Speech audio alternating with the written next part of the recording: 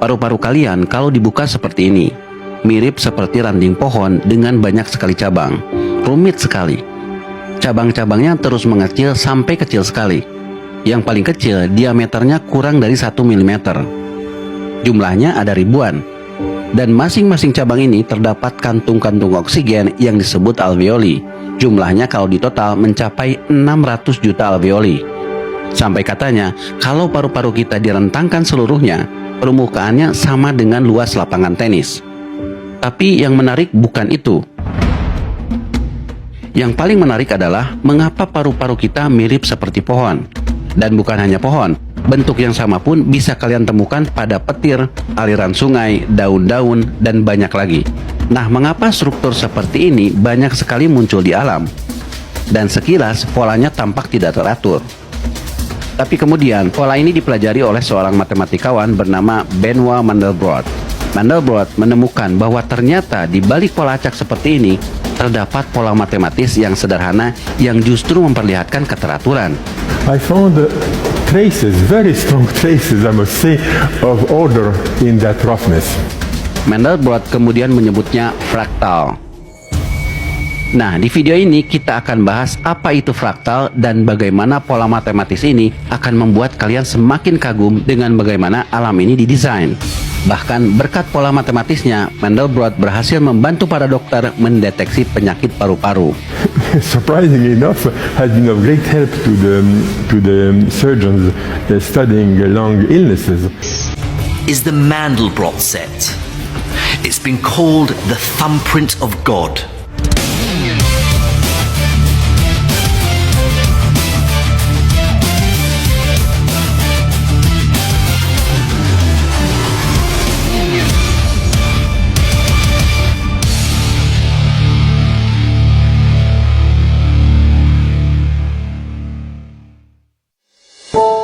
Ada yang harus kalian tahu soal matematika. Matematika pada dasarnya bukan soal angka atau simbol, tapi soal bentuk. Karena pada akhirnya, matematika digunakan untuk mengukur sesuatu. Dan itulah yang dipelajari para filsuf Yunani di awal-awal perkembangan matematika. Mereka mempelajari bentuk. Seperti Pythagoras yang mengukur sisi miring dari segitiga siku-siku ribuan tahun yang lalu. Kita masih menggunakannya hingga sekarang. Tanpa rumusnya, para ilmuwan tidak bisa mengukur jarak di bumi dari satelit yang sekarang kita gunakan pada GPS. Karena GPS sederhananya menggunakan rumus Pythagoras. Di episode yang lalu, kita juga sudah membahas tentang rasio pi pada lingkaran. Tanpa pi, para ilmuwan tidak bisa merumuskan hukum-hukum fisika, karena banyak fenomena yang itu melibatkan bentuk lingkaran atau garis lengkung. Kita juga sudah membahas tentang golden ratio. Bagaimana bentuk alam ini tampak sempurna dan tampak indah karena rasionya yang unik. Dan kita terkagum-kagum dengan itu. Masalahnya adalah kekaguman kita baru sebatas pada bentuk-bentuk reguler. Sedangkan kenyataannya, di alam ini lebih banyak bentuk yang tidak reguler, kasar dan tidak beraturan. Awan misalnya, atau gunung. Tentu gunung tidak bisa disamakan dengan piramida. Apakah piramida lebih sempurna dari gunung karena gunung itu bentuknya tidak beraturan? Because it's very old. Roughness is part of human life forever and forever. And ancient authors have written about it. It was very much uncontrollable. And in a certain sense, it seemed to be the extreme of complexity. Just a mess, a mess, and a mess. Nanti kita lihat apakah betul bentuk-bentuk seperti ini tidak beraturan dan yang tampak hanya kekacauan. Tapi sekarang perhatikan dulu satu hal yang akan membuat kalian terkejut. Ada sebuah permainan yang disebut Chaos Game. Permainan yang cukup sederhana. Kalian hanya disuruh menggambar 3 buah titik di atas kertas, membentuk segitiga. Lalu kalian sediakan sebuah dadu.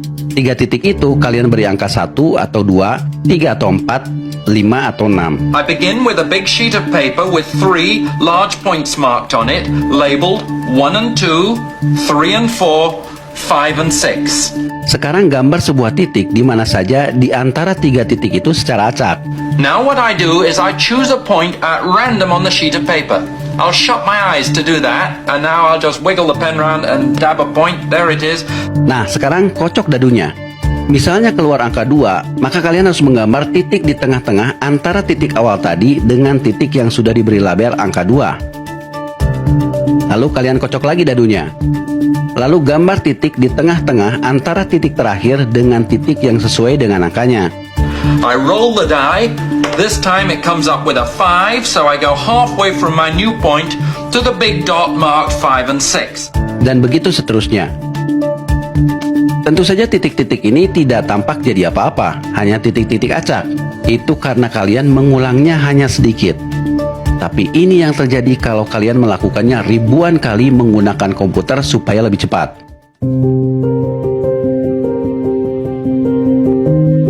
Kalian lihat, titik-titik itu lama-lama membentuk segitiga, yang di dalamnya ada segitiga, di dalamnya ada segitiga lagi, yang di dalamnya ada segitiga, dan seterusnya.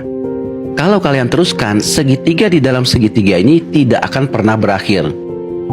Nah, fenomena ini disebut self-similarity. Artinya, pola setiap segitiga yang ada di dalamnya, walaupun terus mengecil, polanya sama persis dengan pola segitiga yang besar. Artinya, polanya terus berulang tanpa batas. Inilah yang disebut fraktal.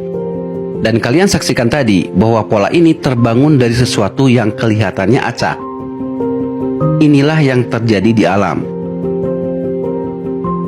Contoh paling jelas adalah brokoli ini, disebut brokoli romanesco.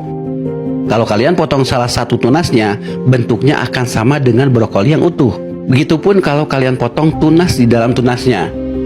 It's very interesting if you cut with a sharp knife one of the florets of the cauliflower and look at it separately, you think the whole cauliflower, but smaller.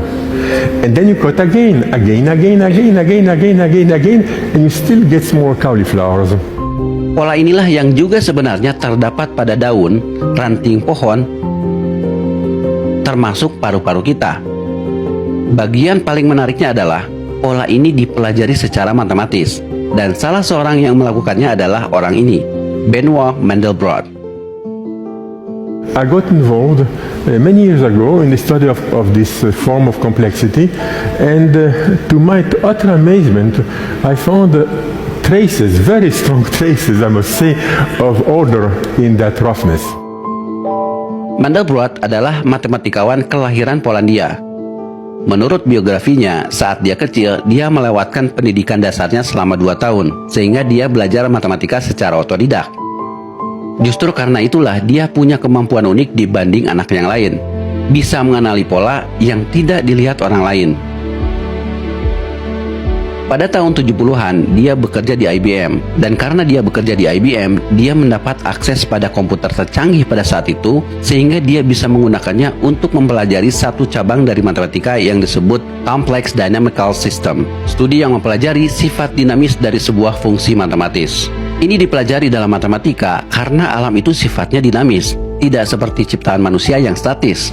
What are the mathematics that underlie the physical world that we see? Where you have some rule that's deciding as time moves on how that space evolves and how things move and change. Kajian dinamika kompleks ini tidak sekompleks namanya. Kalian hanya perlu melakukan iterasi pada sebuah fungsi matematis. Misalnya Z kuadrat. Kalau kalian masukkan nilai awalnya 7, maka hasilnya 49. 49 dimasukkan kembali, hasilnya 2401. 2401 dimasukkan kembali, hasilnya 5.764.801, dan seterusnya. Dengan cepat hasilnya akan membengkak menuju infinity. Lalu kalian coba dengan angka 1, maka hasilnya tetap 1, tidak berubah walaupun diulang berkali-kali. Kalian coba lagi, misalnya 0,9, hasilnya akan berbeda. Nah, kalau kalian petakan menggunakan komputer pada semua range angka, maka kalian akan lihat bagaimana fungsi matematis ini berubah-ubah secara dinamis. Padahal ini hanya sebuah rumus sederhana, Z kuadrat. Nah, Mandelbrot melakukannya pada rumus Z kuadrat plus C. Hanya ditambah C. Tapi C ini adalah angka imajiner. Silakan kalian cari tahu sendiri apa angka imajiner. Yang pasti, Mandelbrot melakukan iterasi pada rumus ini dan memplotnya pada sebuah diagram, di mana garis horizontalnya adalah angka real, sedangkan vertikalnya adalah angka imajiner. Lalu dia mencari angka-angka yang hasilnya tidak membengkak menuju infinity. Awalnya tampak acak, seperti chaos game tadi.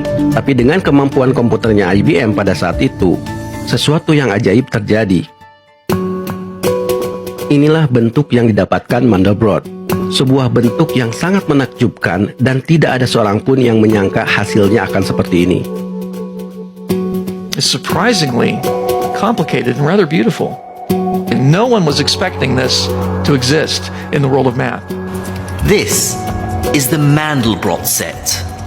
It's been called the thumbprint of God. And when we begin to explore it, you'll understand why. Yang menakjubkan dari Mandelbrot set ini adalah kalau kalian zoom terus-terusan, kalian akan menemukan bentuk-bentuk yang indah dan kompleks dan tidak ada ujungnya. Di beberapa sisi, kalian akan menemukan pola yang sama berulang-ulang. Tapi di sisi-sisi yang lain, kalian juga akan menemukan pola-pola yang lain yang tidak terpikirkan itu ada. Sehingga menjelajahi Mandelbrot set ini seperti masuk ke alam mimpi. Dan kalian harus ingat bahwa semua ini didapat dari rumus yang sangat sederhana. This shape is of an extraordinary complication. The equation is written there. Z goes into Z squared plus C. It's so simple, so dry, it's so uninteresting. Disinilah Mandelbrot berkesimpulan bahwa sesuatu yang tampaknya rumit dan chaos, sesungguhnya terdapat keteraturan di dalamnya yang itu berawal dari sesuatu yang sederhana. When we look at complexities in nature, we tend to ask, where did they come from? There is something in our heads that says complexity does not arise out of simplicity, it must arise from something complicated. But what the mathematics in this whole area is telling us is that very simple rules naturally give rise to very complex objects.